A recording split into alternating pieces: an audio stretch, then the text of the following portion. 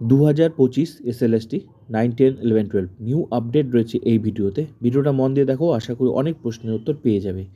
এই মুহূর্তে সবচেয়ে বড় আপডেট 20 জানুয়ারি অথবা 21 জানুয়ারির মধ্যেই 11-12 ফাইনাল প্যানেল প্রকাশ হবেই 100% শিওর, একদম কনফার্ম নিউজ। এসএসসি উকিল বলে দিয়েছে সুপ্রিম কোর্টে 20 জানুয়ারি অথবা 21 জানুয়ারির মধ্যেই প্যানেল প্রকাশ করবে, পরিষ্কার। এরপর 7 দিনের মধ্যেই শুরু হয়ে যাবে কাউন্সেলিং।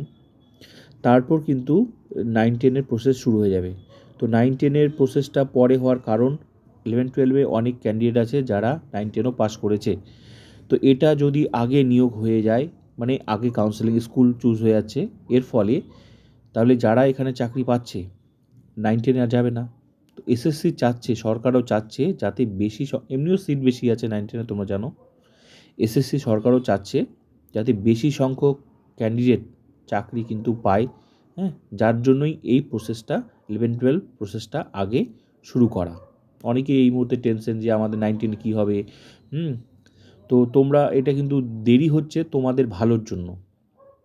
এতে তোমাদের কম্পিটিশন কমে গেল, কম্পিটিশন কমে যাচ্ছে। এখানে যারা নিয়োগ পেয়ে যাচ্ছে, এই 11-12 যারা নিয়োগ পেয়ে যাচ্ছে, তোমাদের কিন্তু ওখানে চাকরির সম্ভাবনাটা আরও বেশি বেড়ে যাচ্ছে। তাই তোমাদেরই ভালো হবে। এসএসসি যা করছে, সরকার যা করছে, সেটা কিন্তু তোমাদেরই ভালো। একটা কথা মনে রাখবে। তো দেখা যাক, বাকি 9-10 প্রসেস কিন্তু শুরু হয়ে যাবে। এটা কাউন্সেলিং হয়ে তারপরেই তোমাদের, আশা করি তোমাদেরও নোটিশ কিন্তু দিয়ে দেবে, ভেরিফিকেশন নোটিশ। আশা করি তোমাদেরও তাড়াতাড়ি প্রসেসটা। তো এটা খুশির খবর। আজকে তোমরা নিশ্চয়ই সুপ্রিম কোর্টের ব্যাপারটা দেখেছো, আশা করি অনেক কিছু জেনে গেছো। আজকে সুপ্রিম কোর্টেও কিন্তু মোটামুটি কিছু মামলা উঠেছিল। একটা ভিডিওগ্রাফির মামলা উঠেছিল যে ইন্টারভিউতে ভিডিওগ্রাফি করতে দিতে হবে, যেহেতু প্রাইমারিতে হয় তাই।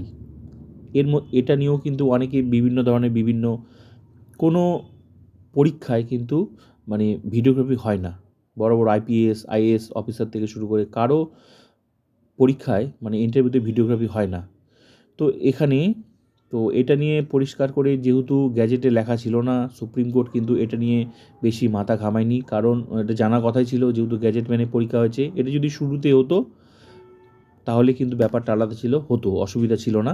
যেহেতু এই মুহূর্তে এগুলো মানে নিয়ম ভেঙে করা মানেই পরবর্তীকালে আবার কেউ কেস ঠুকে দিয়ে বলবে যে এই গ্যাজেট মানা হয়নি, কারণ গ্যাজেটে ছিল না, ভিডিওগ্রাফি পরে করা হয়েছে, যার জন্য এটা ক্যান্সেল। তো এই জন্য সুপ্রিম কোর্টও কিন্তু জানে যে গ্যাজেট মাঝপথে পরিবর্তন করা যায় না, এই জন্য পরিবর্তন হয়নি।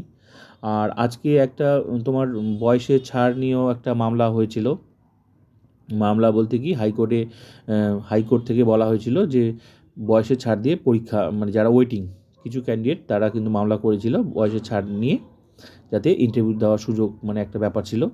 তো আজকে সুপ্রিম কোর্ট পরিষ্কার করে বলে দিয়েছে যে তারা একমাত্র বয়সের ছাড়টা, মানে এজ রিল্যাক্সেশন ব্যাপারটা তাদেরকে দেওয়া হয়েছিল, মানে 2016 ক্ষেত্রে।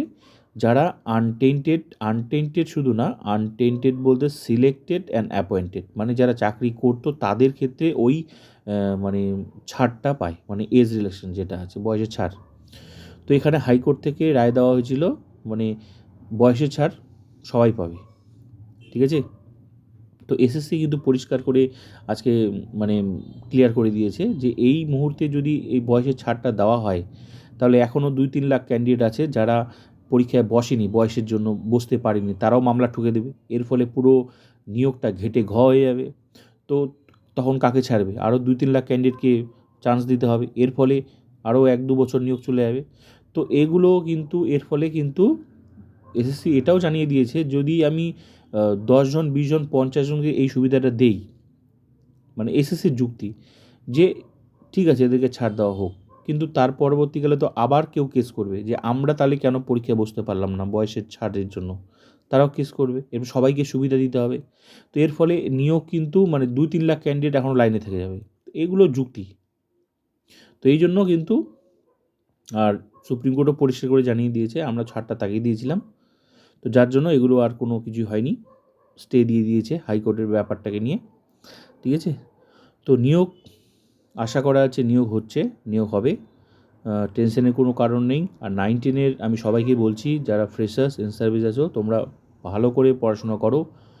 ভালো ইন্টারভিউ দিতে পারলে কেউ আটকাতে পারবে না। তুমি ভালো ইন্টারভিউ দেবে আর তোমাকে আটকাবে, এটা হয় নাকি? চাকরি হবে, চাকরি বেশি হবে, তোমাদের তো আরও সুযোগটা বেড়ে গেল যে 11-12টা আগে হচ্ছে, তোমার ক্যান্ডিডেট সেম ক্যান্ডিডেট ভালো ভালো ক্যান্ডিডেট তো এখানে ঢুকে যাচ্ছে, মানে ভালো ক্যান্ডিডেট বলতে কি বেশিরভাগ ক্যান্ডিডেট এখানেও পাস করেছে, ওখানেও পাস করেছে। তো এখানে যদি 11-12 যদি চাকরিটা হয়ে যায়, তোমার তো কম্পিটিশন কমে গেল, তোমার চাকরির সম্ভাবনা বেড়ে গেল 9-10-এ। তো এটাও তো একটা ভালো দিক।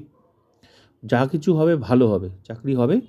তোমরা তোমাদের কাজ করো, ডেমোটা ভালো করে চেষ্টা করো, বাড়িতে প্র্যাকটিস করো, ডেমো 3-4টা করে মিনিমাম।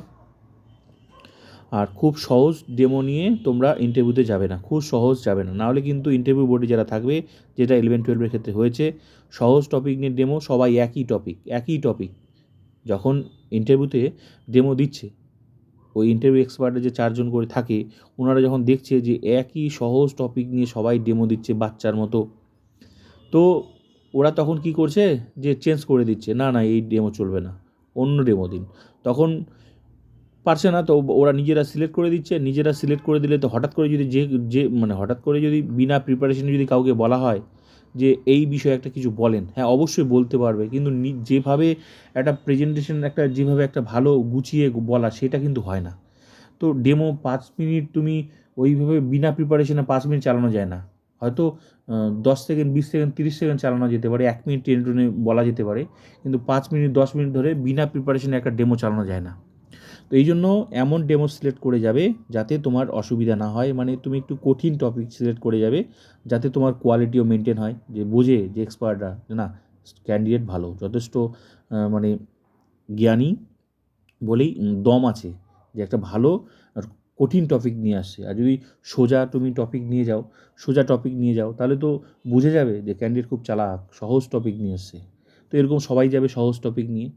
তো আমি তোমাদের বলছি ভালো এবং 3-4টা মোটামুটি ডেমো সঙ্গে, 3-4টা, কারণ যখনই কমন ডেমো হয়ে যাচ্ছে না, তখন কিন্তু চেঞ্জ করে দিচ্ছে, মানে রামশ্যাম যদুমধু একই টপিক ডেমো, তখন কিন্তু চেঞ্জ করে দেয়।